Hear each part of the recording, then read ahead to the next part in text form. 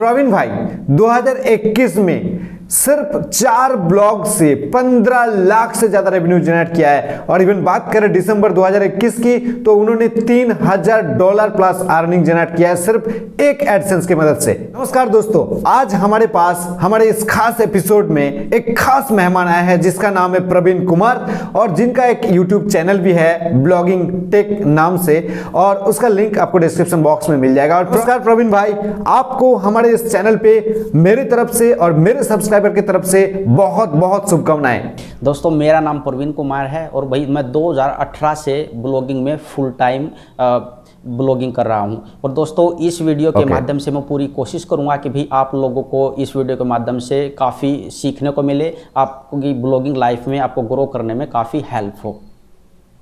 Yes Praveen भाई, ऐसे ही हम बात करेंगे। ऐसे हम थंबनेल पे ऐसे नहीं चिपका दिया कि हम लाखों कमा रहे हैं, करोड़ों कमा रहे हैं, ठीक है। जी। हम लोग जो बात करेंगे रियल लाइफ एग्जांपल की बात करेंगे, रियल लाइफ जो एक्सपीरियंस है उसके बात करेंगे।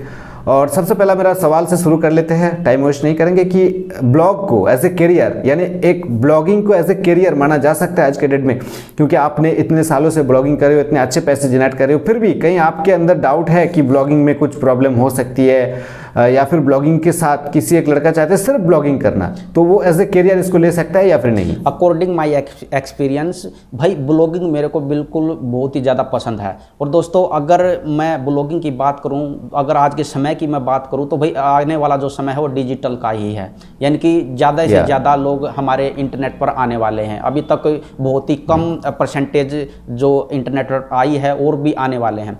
दोस्तों, अगर मैं ब्लॉगिंग की बात करूं तो भाई ब्लॉगिंग एक बेहतरीन करियर ऑप्शन है मेरे अनुसार।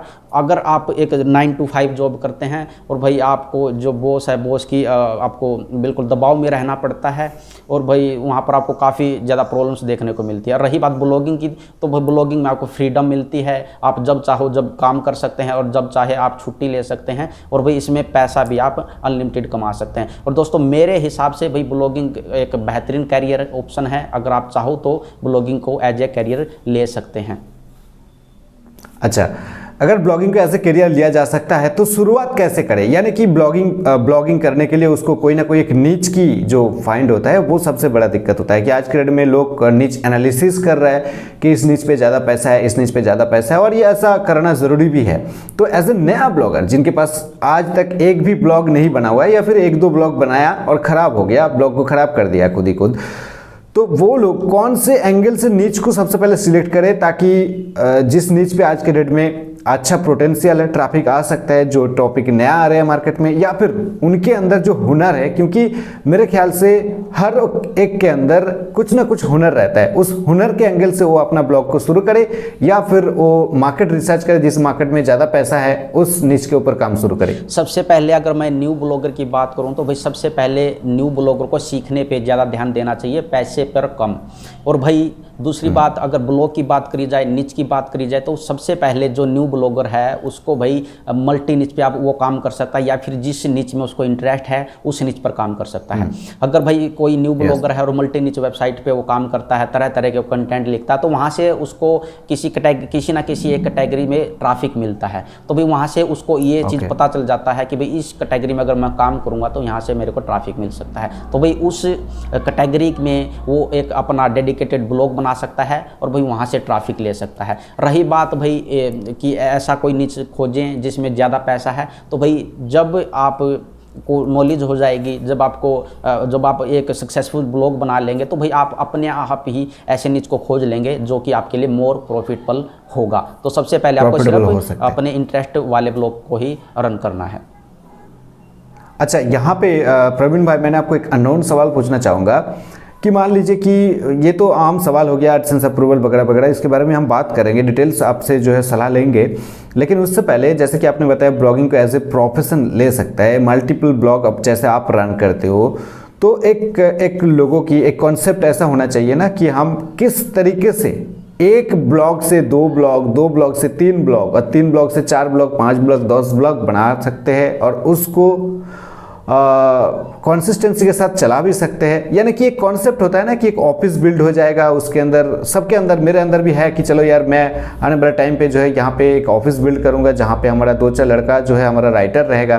तो ये जो कॉन्सेप्ट है सुनने में बहुत अच्छा लगता है। रियल लाइफ एक्सपीरियंस ने आपने इसके ऊपर काम कर चुके होंगे, तो आप थोड़ा सा मेरे को ये साझा कीजिए कि ये किस प्रकार से इस डिजाइन को, ये स्ट्रक्चर को बनाया जा सकता है। देखिए, अगर आप, जैसे कि मैं मल्टीपल वेबसाइट्स पे काम करता हूँ, मल्टीपल ब्लॉग्स पे काम करता हूँ, तो मैं ये आपको बेटर तरीके से बता सकता हूँ। और मैंने इसके ऊपर अपने चैनल पे एक वीडियो भी बना रखी है कि भाई आप मल्टीपल वेबसाइट पे काम कैसे कर सकते हैं, मल्टीपल वेबसाइट के ओनर आप कैसे बन सकते हैं। और भाई अगर आप मल्टीपल वेबसाइट बनाना चाहते हैं तो उसका जो मेरी स्ट्रैटेजी वो ये है कि सबसे पहले आप एक ब्लॉग पर काम करिए बिल्कुल डेडिकेटेड होकर, और भाई उससे आप इनकम स्टार्ट करिए। जैसे कि अगर आप एक ब्लॉग आपने बनाया और उससे आप $100 जनरेट करना स्टार्ट कर देते हैं, तो तुरंत आप एक न्यू ब्लॉग की रिसर्च स्टार्ट कर दीजिए, यानी कि न्यू निच की रिसर्च कर दीजिए। और भाई जब आपका ब्लॉग $100 देना स्टार्ट हो जाता है तो भाई उस ब्लॉग की आप न्यू डाल दीजिए, एक प्रकार से आप सीड डाल दीजिए, बीज डाल दीजिए, उस ब्लॉग को बना दीजिए और उस पर कुछ पोस्ट डाल दीजिए, 10-15 पोस्ट आप डाल दीजिए और उसको एज इट इज छोड़ दीजिए। और फिर आप जिस ब्लॉग से आपको ज़्यादा इनकम आती है तो उस पर आप ध्यान दीजिए, ठीक है। और जब वहाँ से आपको $150-200 की इनकम होनी स्टार्ट हो जाए और भाई जब 5-6 महीने गुजर जाएं तो आप फिर से अपने पिछले ब्लॉग पर आइए और वहाँ पे अगर चाहो तो आप मंथ में एक पोस्ट यानी कि एक्टिव रख सकते हैं उसको, ठीक है। यानी कि एक ब्लॉग को रैंक होने में, वहाँ से रिजल्ट दिखने में 6 महीने से 1 ईयर का टाइम लगता है। तो तब ऐसे आपका समय निकल जाएगा, तो फिर आप उस ब्लॉग को भी पकड़ लीजिए, वहाँ पर आपको रिजल्ट दिखने स्टार्ट हो जाएंगे। तो फिर आप उस ब्लॉग पर भी धीरे धीरे काम स्टार्ट कर दो और तब उस ब्लॉग से आपकी इनकम स्टार्ट हो जाए तो भाई फिर आप दूसरे नीच की मतलब रिसर्च स्टार्ट कर दे, दूसरा आप ब्लॉग बना दीजिए। तो ऐसे आप मल्टीपल ब्लॉग्स बना सकते हैं। और भैया जब आपके पास पैसा हो जाए तो आप कंटेंट राइटर को हायर कर सकते हैं और कंटेंट वहाँ से लिखवा सकते हैं, क्योंकि एक बंदे के बस की बात नहीं है कि इतने सारे ब्लॉग्स पर वो कंटेंट, इतने सारे ब्लॉग को रन करना।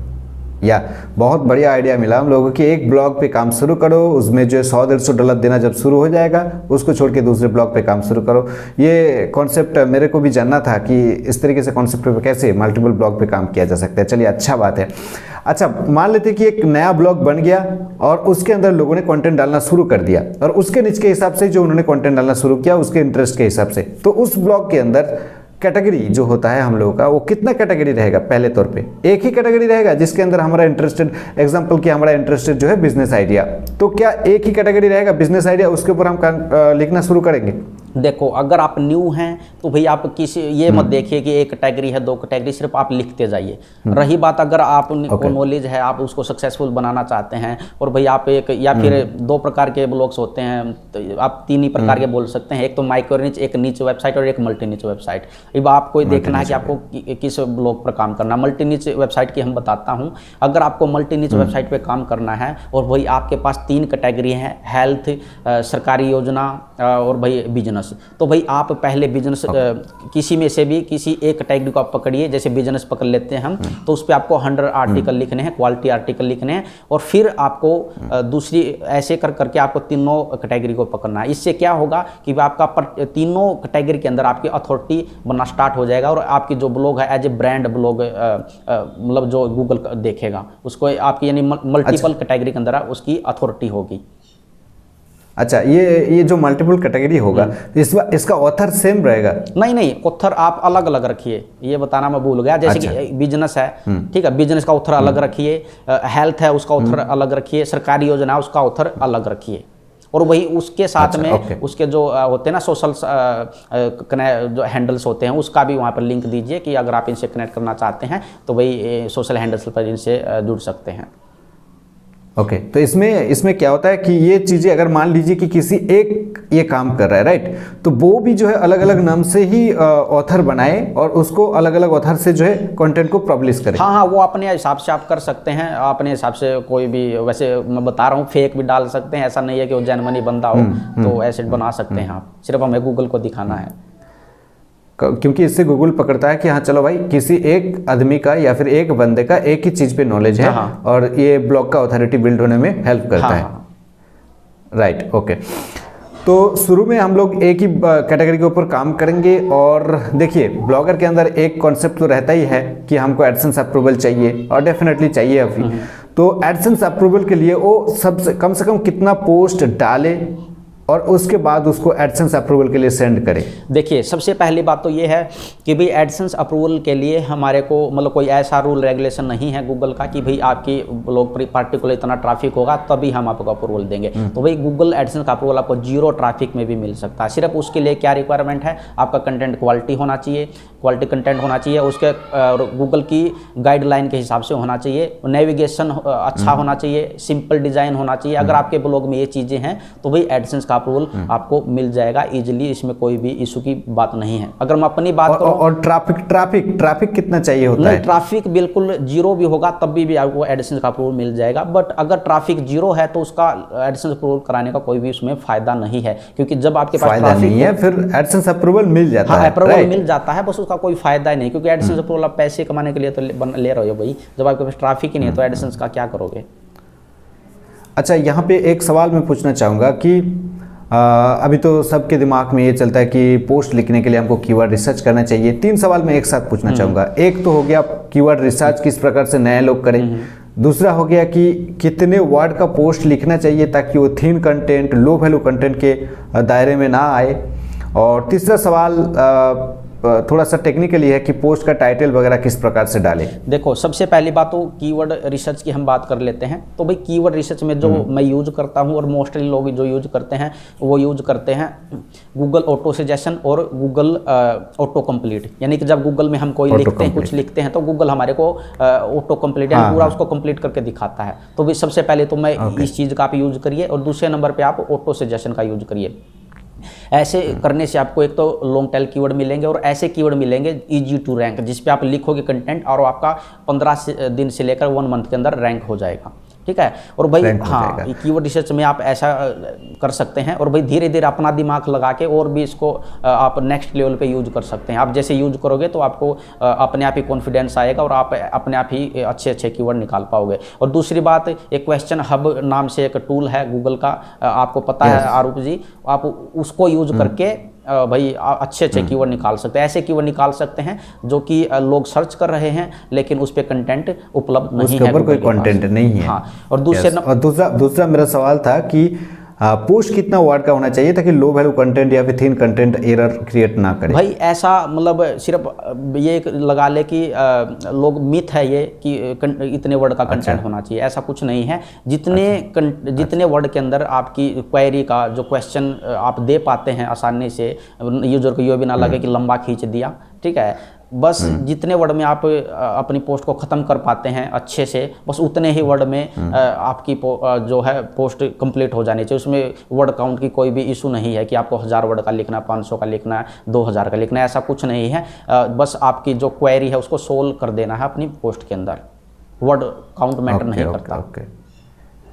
अच्छा, और ये जो आपने रैंकिंग की बात करी हो, एक मान लीजिए कि हमारा एक नया ब्लॉग है जिसका DA 1 है, PA भी 1 है, राइट, और उसके अंदर हमने पोस्ट लिखना शुरू कर दी, तो कितने दिन के बाद, ऑर्गेनिकली हम बात कर रहे हैं, किसी जगह हम शेयर वगैरह नहीं कर रहे, राइट, कितने दिन के बाद वो ऑर्गेनिकली ट्रैफिक गेन करना शुरू होगा और वो रैंक जो है, मान लीजिए कि फर्स्ट पेज की ही मैं बात करूँ, अंडर 10 के अंदर कब तक वो रैंक में आ सकता है? देखिए, जो एक ब्लॉग को, न्यू ब्लॉग को रैंक करने में समय लगता है वो लगता है 6 मंथ से लेकर 1 ईयर तक का टाइम मोस्टली।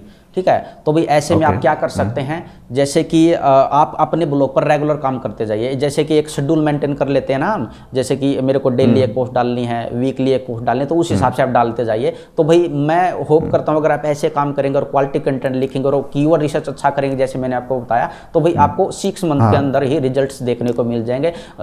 भाई आपको ट्रैफिक भी जो आपका मतलब थोड़ा आपको मोटिवेशन दे, आपको देखने को मिल जाएगा 6 मंथ से लेकर 1 ईयर के अंदर। अच्छा, यहाँ पे मैं एक बार रोकना चाहूँगा कि मान लीजिए हमने 6 मंथ से लिख रहे हैं, कोई सरकारी योजना टॉपिक के ऊपर हम लिख रहे हैं, तो यहाँ पे जब तक मेरा पोस्ट रैंक करेगा तब तक वो टॉपिक ही ओल्ड डेटेड हो जाएगा, क्योंकि ये योजना जो है नए आई है, मैं उसके ऊपर लिख दिया, राइट, और बहुत सारे साइट भी लिख दिया, और मेरा साइट अगर 6 महीने बाद जाके रैंक करता है तो उस केस में वो ये योजना का जो डिटेल्स है वो पुराना हो जाएगा। तो आप ये जो टाइम पीरियड बता रही हो 6 महीना मान के चलते हैं, 6 महीना, तो उसके अंदर जो नया लोग है उनको किस टाइप ऑफ कंटेंट डालना चाहिए ताकि वो 6 महीने बाद जाके भी वो कंटेंट जो है पुराना ना हो जाए? देखिए, मैं पर्सनली भी ऐसे निच पे काम करता हूँ, ऐसे कीवर्ड पे काम करता हूँ जो कि मेरे को एवरग्रीन ट्रैफिक दे, ना कि सिर्फ एक दिन या फिर 1 मंथ तक मेरे को ट्रैफिक दे। ऐसे कीवर्ड पे मैं काम नहीं करता हूँ। और भाई मैं एक न्यू ब्लॉगर को भी यही सजेस्ट करूँगा कि आपको भी ऐसे कीवर्ड्स पे काम करना है जो कि आपको एवरग्रीन ट्रैफिक दे, यानी कि जब आपको 6 मंथ के बाद आपके ब्लॉग रैंक होना स्टार्ट हो जाए तो आपको कंसिस्टेंसी के हिसाब से आपको ट्रैफिक मिलता रहे। ऐसे कीवर्ड पे आप काम करो, ना कि ऐसे आप न्यूज़ टाइप के या फिर योजना, मतलब आपको पता है कि योजना एक एक्सपायरी डेट होती है, एक्सपायर हो जाती है, ऐसे जॉब में भी ऐसे ही होता। तो मैं ऐसे नीच को रिकमेंड नहीं करता हूँ। आपको ऐसे नीच पे काम करना जो कि एवरग्रीन हो। Okay okay, thank you. यहाँ तक शायद वीडियो आप लोगों को बहुत पसंद आ रहा है। वीडियो पसंद आ रहा है तो कमेंट कर सकते हो। प्रवीण भाई से कुछ सवाल पूछना चाहे तो कमेंट सेक्शन में पूछ सकते हो। प्रवीण भाई का चैनल का लिंक मेरे डिस्क्रिप्शन बॉक्स में है, उसको जाके विजिट कर सकते हो। ओके, तो आप प्रवीण भाई आगे बढ़ते हैं कि हम लोगों को एडसेंस अप्रूवल भी मिल गया। जो आपने बताया उस तरीके से हम लोगों ने एडसेंस अप्रूवल के लिए सेंड किया, हम लोगों को एडसेंस अप्रूवल भी मिल गया। ठीक है, अब एडसेंस अप्रूवल मिल गया, उसको हम एड्स को ऑन करें या ना करें ये हमारा मर्जी। लेकिन कुछ टूल होता है, गूगल का टूल होता है, जैसे गूगल वेबमास्टर या फिर Google search console, Google analytics. इन सारे टूल से हम लोगों को मेनली कौन सी चीज़ों को मेज़र करना है एंड उसको हमारे ब्लॉग के अंदर इम्प्लीमेंट कह लो या फिर हमारे ब्लॉग को उसके द्वारा इम्प्रूवमेंट कह लो, ये हम लोगों को करना है। तो भाई जो सबसे पहले अगर मैं बात करूँ तो मोस्टली जो मैं यूज़ करता हूँ वो करता हूँ गूगल सर्च कंसोल को मैं बहुत ज़्यादा यूज़ करता हूँ अपनी वेबसाइट को ग्रो करने के लिए, क्योंकि गूगल वेबमास्टर में आपको आपकी वेबसाइट की रियल परफॉर्मेंस देखने को मिलती है।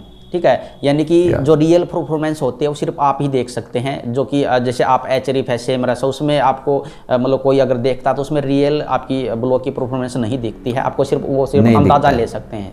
ठीक है, और गूगल सर्च कंसोल में जो आप डेटा देखते हैं वहाँ पे आपको इंप्रेशन देखने को मिलते हैं, इंप्रेशन डिक्रीज इंक्रीज, वहाँ से आप देख सकते हैं कि मेरी वेबसाइट अभी पॉजिटिव जा रही है फिर नेगेटिव जा रही है, हमारी वेबसाइट पर ट्रैफिक बढ़ रहा है या फिर कम हो रहा है, यानी वहाँ से आप देख सकते हैं। और भाई वहाँ से आप अपने ब्लॉग के लिए कीवर्ड्स, नए नए कीवर्ड्स निकाल सकते हैं। मैंने ऐसे ऐसे कीवर्ड्स देखे हैं अपने ब्लॉग्स पे कि भाई मेरे पास उन कीवर्ड्स पे मेरे ब्लॉग रैंक कर रहा है, लेकिन वो कीवर्ड्स मेरे कंटेंट के अंदर नहीं है, ब्लॉग के अंदर है ब्लॉग के अंदर है ही नहीं। yes. तो उनके ऊपर मैं डेडिकेटली पोस्ट लिख सकता हूँ, या फिर वही मैं तो उस केस में मैं उस केस में थोड़ा सा रोकना चाहूंगा कि उस केस में क्या करेंगे आप, जो आपका एग्जिस्टिंग पोस्ट है उसके अंदर उस कीवर्ड को ऐड करेंगे या फिर उस कीवर्ड को पकड़ के हम आप जो दूसरा एक पोस्ट लिखेंगे? देखिए, सबसे पहले वो मतलब डिपेंड करेगा कि किस प्रकार का कीवर्ड है। अगर मैं ऐसा कीवर्ड है कि मैं उसको पोस्ट के अंदर ही किसी अपडेट में उसको मैं अपडेट कर सकता हूँ कंटेंट डाल के, तो वहाँ पर मैं एक सब हेडिंग्स बना दूंगा और उसके अंदर उसका कंटेंट लिख दूंगा। अगर कोई ऐसा कीवर्ड है जिस पे मैं डेडिकेटली ही एक पोस्ट लिख सकता हूं तो मैं डेडिकेटेड पोस्ट बना दूंगा उसके ऊपर। Okay okay, thank you. और एनालिटिक्स का भी सेम फंडामेंटल्स है कि हम ट्रैफिक को मेजर कर सकते हैं, कहाँ से बाउंस रेट हो रहा है, ये सब कुछ। गूगल एनालिटिक्स भी एक बेहतरीन टूल है जहां से आप देख सकते हैं कि भी आपके ब्लॉग पर यूजर मतलब आ रहे हैं, कितने समय तक रुक रहे हैं, कौन सा ऐसा पेज है जहां से मोस्टली पेज जो यूजर हैं वो एग्जिट कर देते हैं, तो उन पेजेज में आप इंप्रूवमेंट कर सकते हैं। ठीक है, इंटरनल लिंकिंग आपने स्ट्रॉन्ग कर सकते हैं, तो वहाँ से भी काफ़ी कुछ आपको देखने को मिल जाएगा। गूगल सर्च कंसोल और भाई गूगल एनालिटिक्स काफ़ी बेहतरीन टूल्स हैं, इनके ऊपर पूरी सीरीज बनाई जा सकती है। ओके, तो आपने लिंकिंग की बात करी तो इससे ये सवाल भी हम पूछ लेते हैं कि लिंक यानी जो बैकलिंक की बात की जाती है, यूट्यूब पे भी काफ़ी सारे वीडियोस देखने के लिए मिलता है, कुछ प्रोफाइल बैकलिंक्स की बात की जाती है कि बहुत सारे जगह जितने भी सोशल मीडिया प्लेटफॉर्म्स है, I think 200-250 social media platforms पे लोग कहते हैं कि इन सब जगह जो है आप प्रोफाइल बना लो और वहाँ पे अपने ब्लॉग के लिंक डाल दो। तो आपका क्या ख्याल है कि बैकलिंक के बारे में आपका क्या ख्याल है? अगर बैकलिंक लेना चाहिए तो कहाँ से लेना चाहिए, पर्टिकुलर कौन सा सही जगह है, या फिर आप अपने ब्लॉग के लिए किस प्रकार से लिंक्स या फिर बैकलिंक्स गेन करते हो? स्टार्टिंग में अगर मैं न्यू ब्लॉगर के लिए बताऊं तो भाई स्टार्टिंग में क्या बोलते हैं, बैकलिंक्स मैंने 2018 में जब मैंने ब्लॉगिंग मैंने पूरी डेडिकेटली स्टार्ट की थी, तो मैंने 1 साल पूरा बैकलिंक के पीछे यानी गवा दिया। कभी वीडियो में बोलते हैं कि कमेंट बैकलिंक बनाओ, कभी प्रोफाइल बैकलिंक बनाओ, ये करो वो करो, बैकलिंक लो, तो भाई मेरे को ज़्यादा फायदा हुआ नहीं। और भाई अगर मैं 2013 की बात करूँ, 2013 के 2019 के बाद मैंने बैकलिंक बिल्कुल भी नहीं बनाया अपनी ब्लॉग के लिए, और मेरे पास ट्रैफिक भी आता है, मेरे कीवर्ड रैंक भी करते हैं और मेरे को इनकम भी होती है। तो भाई मैं न्यू ब्लॉगर को सजेस्ट करना चाहूँगा, सिर्फ आप क्वालिटी कंटेंट पे काम कीजिए और भाई कीवर्ड रिसर्च पे काम करिए। जब आपका कंटेंट रैंक करेगा किसी कीवर्ड पे तो भाई आपको ऑटोमेटिक ही बैकलिंक्स मिलने स्टार्ट हो जाएंगे। तो मैं यहाँ पर एक एग्जांपल देके बताता हूँ। जैसे कि हम इंटरलिंकिंग करते हैं तो इसी प्रकार से हम दूसरी वेबसाइट को भी लिंक करते हैं जिससे कि उनको बैकलिंक मिलता है। जैसे कि आप किसी जब हम लोग एक्स्ट्रा लिंक करते हैं, एक्सटर्नल लिंकिंग करते हैं। जैसे कि आप कोई टॉपिक पे आर्टिकल लिख रहे हो तो उस टॉपिक को आप गूगल में सर्च करोगे तो दूसरे तीसरे नंबर पे जो ब्लॉग होगा तो उसको आप सिंपली अपने ब्लॉग में इंटरनल लिंक कर दोगे, यानी कि उसको एक बैकलिंक मिल जाए। इसी प्रकार से आपको भी बैकलिंक मिलेंगे जब आपकी ब्लॉग रैंक करना स्टार्ट कर देगा। ओके। और यहीं से और एक सवाल आता है कि जो सोशल की बात किया जाए तो लोग ये कहते हैं कि ब्लॉग बनाने के बाद उनको तो बिल्कुल ट्रैफिक नहीं मिलता है तो वो सोशल मीडिया पे शेयर करते हैं। डेफिनेटली ये सभी ने किया होगा, मैं भी जब शुरू में स्टार्ट किया था तो मैंने भी किया होगा। तो इससे क्या कॉन्सेप्ट है कि ये सोशल मीडिया से कोई हमको बेनिफिट होता है, मतलब एक नया ब्लॉग पे कोई बेनिफिट होता है, नया या फिर पुराना कुछ भी कह लीजिए, सोशल मीडिया से कोई बेनिफिट होता है? देखो, सबसे पहली बात, अगर आप का ब्लॉग है और उसी नीच रिलेटेड, उसी कैटेगरी रिलेटेड आप ग्रुप्स में शेयर करते हैं तो फिर आपको फ़ायदा है।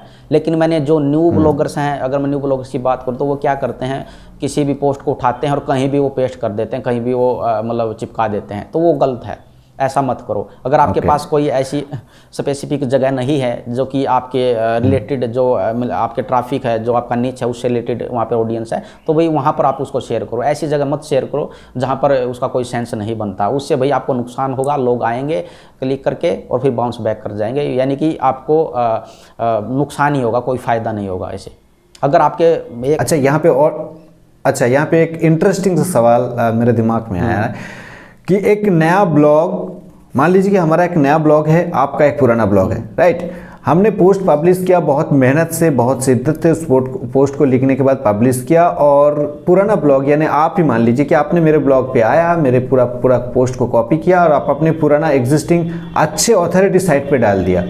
तो गूगल क्या करेगा, मेरे ब्लॉग तो इंडेक्स होने में 2-3 दिन टाइम लगेगा, आपका ब्लॉग विदिन मिनट्स इंडेक्स हो जाता है। तो आपके पास गूगल को सबसे पहले वो डेटा मिल गया और मेरे पास बाद में मिला। तो इस केस में प्रायोरिटी किसको मिलता है? प्रायोरिटी मिलेगी भाई जिसने, जो पहले इंडेक्स होगा, यानी कि जो गूगल में पहले इंडेक्स होगा उसी को प्रायोरिटी मिलेगी, उसी को ओरिजिनल कंटेंट क्रिएटर माना जाएगा, अकॉर्डिंग माय एक्सपीरियंस। तो इसको तो ये तो ना इंसाफी हो गया एक तरीके से। नहीं, देखो, तो इसको रोका कैसे जा सकता है? इसका तरीका क्या है कि इसके लिए डीएमसी नोटिस दे सकते हैं, या फिर आप अपने कंटेंट को प्रोटेक्ट कर सकते हैं। जैसे वो राइट क्लिक डिसेबल कर देते हैं, बट वहाँ वैसे भी हो जाता है। जो अच्छे प्लेयर होते हैं, जो अच्छे मतलब प्रो लेवल के ब्लॉगर होते हैं, वो तो कुछ ना कुछ तरीका निकाल के उसको कॉपी कर ही लेंगे। बट मैं अगर प्रो ब्लॉगर्स की बात करूँ तो भाई वो ऐसा काम बिल्कुल भी नहीं करते हैं। वो अगर मैं ये कॉपी पेस्ट वाले, वो क्या बोलते हैं यार, अभी मैं किस प्रकार के ब्लॉगर मानूं, वो मैं उनको ब्लॉगर ही नहीं कहूँगा जो लोगों की कंटेंट को कॉपी करते हैं। अच्छा प्रवीण भाई, ये बताइए कि मान लीजिए कि जो रेस्पेक्टेड ब्लॉगर है वो नहीं करते हैं, लेकिन जो स्पैम कर रहा है, जो ऐसा काम कर रहा है, कुछ पैसे जनरेट कर रहा है, तो मेरे ख्याल से ऐसा लगता है कि जो ऐसे कॉपी काम कर रहा है, कुछ टाइम बाद चल के वो गूगल से पेनल्टी उसको मिलता है। आपका क्या ख्याल है ये इस बात पे? देखिए, कभी मेरे पास भी ऐसे केस आए थे, मेरा कंटेंट भी काफ़ी दिन पहले ऐसा हुआ था, बट आज के समय में वो वेबसाइट एग्जिस्ट नहीं करती हैं, वेबसाइट बर्बाद हो गई, क्योंकि उनको यार कंटेंट तो लिखना ही नहीं है, ये फिर लिखना ही नहीं आता, वो लोगों का कॉपी पेस्ट ही करना, तो फिर ऐसे ज़्यादा दिन तो नहीं चलेगी ना वो, यानी कि मार्केट में ये इंडस्ट्री में चलता नहीं है। यस, अगर आप में से कोई भी ये करता है तो भाई आज ही छोड़ दो, ये फालतू की चीज़ें हैं। यस, जो भी सुन रहे हो भाई, इस चीज़ को दिमाग से हटा दो कि हम किसी की कॉपी कर लेंगे, किसी का कंटेंट स्पिन कर देंगे। ऐसे तो गूगल के इसके ऊपर बहुत पहले से ही नज़र है और इसके ऊपर बहुत सारा अपडेट भी है। 2009 साल से भी इसके ऊपर अपडेट आया है गूगल का। स्पिन कंटेंट, थीन कंटेंट, या फिर रीराइट कंटेंट, या फिर ट्रांसलेट कंटेंट, इस प्रकार से मैं बात कर रहा हूँ। अच्छा, आगे बढ़ते हैं प्रवीण भाई, कि मान लीजिए हमारा एक नया ब्लॉग है, हमने उसके ऊपर काम शुरू कर दिया और हमने ऑर्गेनिकली ट्रैफिक जो हमारा आ रहा है, हम किसी जगह शेयर भी नहीं करिए। रैंक होने में आपने बता दिया कि मिनिमम जो है 6 मंथ, मैक्सिमम सालों भी लग सकता है। तो एक नया ब्लॉगर की मोटिवेशन बनाए रखने के लिए पर डे में उसकी जेब खर्चा यानी $10 ही अगर मान लीजिए कि $10 उसका अर्निंग पर डे हो जाए, कितना अमाउंट ऑफ ट्रैफिक उसको गेन करना चाहिए एक ब्लॉग को, ताकि वो $10 जो आपको अर्निंग देके जाए पर डे? देखिए ये बताना मुश्किल है कि भाई इतने ट्रैफिक में हम $10 जनरेट कर सकते हैं, क्योंकि देखो अगर लगभग एक रमसम एक आप कॉन्सेप्ट बता सकते अगर हो कि आपके रमसम पास इतने इंडिया से ट्रैफिक होना ट्रैफिक चाहिए। आता है, ठीक है, और आपके पास 5 से 6 हज़ार का ट्रैफिक इंडिया से आता है, तो भाई आप आराम से $10 की इनकम कर सकते हैं पर डे। वहीं अगर आपके पास यूएस से यूके जैसी कंट्री से ट्रैफिक आता है, आपके पास 1000 भी विजिटर आते हैं, तो तब भी आप $10 की इनकम कर सकते हैं एडिसन से। और रही बात एफिलिएट की, तो भाई एफिलिएट से तो आप कम ट्रैफिक में भी ज़्यादा इनकम कर सकते हैं, ज़्यादा इनकम कर सकते हो। और प्रवीण भाई से ये वीडियो सीरीज़ मेरे ख्याल से अच्छा ही पॉपुलर होगा। अगर पॉपुलर होगा तो हम प्रवीण भाई से एक और वीडियो बनाएंगे, एफिलिएट मार्केटिंग के बारे में थोड़ा सा जानेंगे हम, क्योंकि उसके ऊपर हमारा जो है उतना अच्छा नॉलेज बिल्कुल भी नहीं है। अच्छा प्रवीण भाई, ये मैं कुछ गलत तो नहीं बोल दिया हूँ वीडियो के अंदर? नहीं नहीं कोई। अच्छा ठीक है, चलिए प्रवीण भाई अब थोड़ा सा अर्निंग की बात किया जाए, जो कि जो नॉर्मल सा चीज़ें आपसे हम लोगों को बहुत कुछ सीखने के लिए मिला है। कैसे कॉन्सेप्ट बिल्ड किया जाए, कैसे ब्लॉगिंग को एज ए कैरियर लिया जा सकता है, कैसे मल्टीपल ब्लॉग पे काम किया जा सकता है, कैसे एडसेंस की अर्निंग के बारे में आपने बताया हो। तो आपका आज तक जो मैक्सिमम अर्निंग हुआ है एक महीने का, कोई भी एक महीना आप पकड़ लीजिए, आप ये बता सकते हो कि इस महीने में मेरा सबसे अच्छा अर्निंग हुआ था और कितना हुआ था? देखिए अगर मैं मोस्ट इनकम की बात करूँ ऐड से, तो भाई जो सभी की ज़्यादा इनकम होती है वो होती है दिसंबर मंथ के अंदर, नवंबर और दिसंबर मंथ के अंदर। और भाई जो पिछले दिसंबर मंथ की अगर मैं बात करूँ तो मेरी $3000 प्लस इनकम थी सिर्फ गूगल एडसेंस से। ओके, इसका प्रूफ हम लोग दिखाएंगे, वीडियो के साथ बने रहना, कोई इशू नहीं है। अच्छा, अब एडसेंस के अलावा एक ब्लॉग से और क्या क्या तरीका है जिसके मदद से हम लोग पैसे कमा सकते हैं? देखिए एक ब्लॉग के जरिए हम मल्टीपल वे से पैसे कमा सकते हैं। सबसे पहले तो भाई ऐड रेवेन्यू आप कमा सकते हैं, दूसरे नंबर पे भाई आप एफिलिएट इनकम कर सकते हैं, तीसरे नंबर पे आप स्पॉन्सर पोस्ट वहाँ पे डाल सकते हैं, और भाई जैसे कि प्रमोशनल पोस्ट आपने ब्लॉग में डाल सकते हैं, आप लिंक सेल कर सकते हैं। ऐसे ही और भी काफ़ी ज़्यादा वेज हैं जो कि आप एक सिंगल ब्लॉग से अर्न कर सकते हैं। ओके अच्छा भाई, अब आपके तरफ से जो भी नया ब्लॉगर है, खास करके मेरे चैनल पे नया ब्लॉगर ज़्यादा है, तो उन लोगों को आप रिकमेंड कीजिए, आपका कुछ शॉर्ट टर्म में कुछ ऐसी चीज़ें बताइए ताकि वो लोगों का मोटिवेशन बना रहे, और एंड में आपका अर्निंग के बारे में थोड़ा सा और भी खुलासा किया जाएगा। तब तक आप थोड़ा सा मोटिवेशन बने रहे ऐसे लोगों के लिए, आप कुछ कहना चाहेंगे तो कह सकते हो। जैसे कि मैं ये कहना चाहूँगा कि ब्लॉगिंग जब आप स्टार्ट करते हैं तो भाई आपको बिल्कुल भी पैसा नहीं मिलता है, और जब आपको पैसा मिलना स्टार्ट हो जाता है तो भी ब्लॉगिंग में आपको इतना पैसा मिलता है, इतना पैसा मिलता है कि आपने सपने में भी नहीं सोचा होगा। ये मैंने रियल एक्सपीरियंस किया है, तो भाई मैं आपको बताना चाहूँगा, आप लगे रहो, आपको इतना पैसा मिलेगा जितना आपने सोचा भी नहीं होगा। ओके, तो प्रवीण भाई वीडियो लंबा बन रही है, अब 1 मिनट के लिए आप ये मेरे को बता सकते हो कि इन 2021 में, पूरा 2021 में सिर्फ आप ब्लॉग की एड्स रेवेन्यू से कितना पैसा अर्न किए हो? देखिए भाई वैसे मेरे को बताना पसंद नहीं है, और भाई मेरे को भी लगता है कि मैंने कुछ ज़्यादा इनकम नहीं की है, तो फिर भी मैं आप लोगों के मोटिवेशन के लिए यहाँ पर बता देता हूँ। तो भाई जो मेरी ब्लॉगिंग से इनकम थी 2021 के अंदर, अगर मैं ऐड रेवेन्यू की बात करूं तो भाई वो अराउंड 15 लाख प्लस है। ओह माय गॉड, सिर्फ 15 लाख रुपया सिर्फ ऐड। लोग सोच सकते हो कि कितना पैसा है, और ये जो आपने रेवेन्यू बता रही हो ये कितना, मतलब कितना ब्लॉग है आपके पास, उसका कुल रेवेन्यू जो आप बता रहे हो? देखिए जो मेरे पास वैसे तो काफ़ी ब्लॉग्स हैं, लेकिन जिनसे मैं इनकम करता हूँ, जैसे कि अभी मैंने बताया कि नए नए ब्लॉग्स बनाता रहता हूँ, जब एक पार्टिकुलर समय पे मैं उनका पूरा फोकस करता हूँ और उनसे इनकम करता हूँ। तो भाई जो मेरे पास इनकम आती है वो मैक्सिमम जो मेरे पास 4 ब्लॉग से आती है, जो ये मैं ऐड रेवेन्यू आपको बता रहा हूँ। अच्छा, ये देख सकते हो कि प्रवीण भाई का एक एडसेंस रिपोर्ट, और इस एडसेंस पे आप देख पा रहे हैं कि टुडे सोफर का जो अर्निंग है लगभग $16 के आसपास, यस्टरडे जो था लगभग $40 के आसपास, और लास्ट 7 डेज में आप देख पा रहे हैं कि लगभग $263 से ज़्यादा है। और एक महीने में दिस मंथ आप देख पा रहे होंगे कि के यानी 1.23 के। अगर इसी एडसेंस को पिछले एक साल के फिल्टर लगाया जाए यानी कि 2021 में सिर्फ इस एडसेंस की मदद से प्रवीण भाई ने कितना पैसा जनरेट किया है उसको भी हम लोग चेकआउट कर लेते हैं। उससे पहले इसको एक बार रिफ्रेश कर देते हैं ताकि आप लोग देख पाएँ कि ये जो डेटा है बिल्कुल प्योर डेटा है। और फाइनली हमने इसको रिफ्रेश कर दिया और अभी आप लोग देख पा रहे हैं कि इसमें जो है कुछ चीज़ें बढ़ भी गया है। तो अभी हम जा रहे हैं इसमें रिपोर्ट पे, और रिपोर्ट में जाने के बाद इसको फ़िल्टर लगाते हैं लास्ट एक साल का, यानी कि जैसे कि हम यहाँ पे है अभी, इसको हम लोग क्या करते हैं कस्टम करते हैं, राइट। और उसके बाद हम लोग इसको करते हैं अप्लाई। अब फाइनली यहाँ पे देख पा रहे हो कि 2021 का जो डेटा है जनवरी 1 से लेके 31 दिसंबर तक, और इनमें कुल जो अर्निंग किया गया है $9,000 से भी ज़्यादा। आप लोग यहाँ पे देख पा रहे हो कि $9,000 से ज़्यादा यहाँ पे सिर्फ एक एडसेंस के थ्रू अर्निंग किया गया था। अगर यहाँ पे थोड़ा सा ग्राफ चढ़ा हुआ है, अगर यहाँ पे देखें तो अक्टूबर की जो अर्निंग थी लगभग अक्टूबर से पहले, ये देख सकते हो कि ये जो अर्निंग था सितंबर का वो सबसे ज़्यादा था। ये एक दिन का अर्निंग था जो था $400 का है, जो कि सितंबर 28, 2021 का था। तो अभी हम लोगों ने जो एडसेंस प्रूफ देखे हैं प्रवीण भाई की, उसी वेबसाइट की यहाँ पे रियल टाइम स्टैट्स देख सकते हो कि जो कि राइट नाउ 63 यूज़र्स है।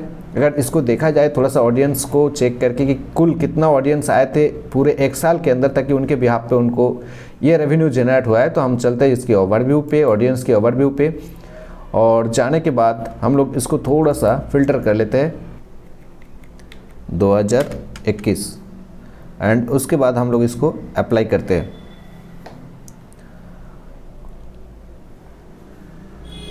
कुल ट्रैफिक आप देख सकते हो, काउंट कर सकते हो कि कितना ट्रैफिक है और कितना पेज व्यूज़ है, और ओवरऑल जो है बढ़ता ही जा रही है। इसका ग्रोथ जो है ओवरऑल ग्रोथ सेम जैसा ही है।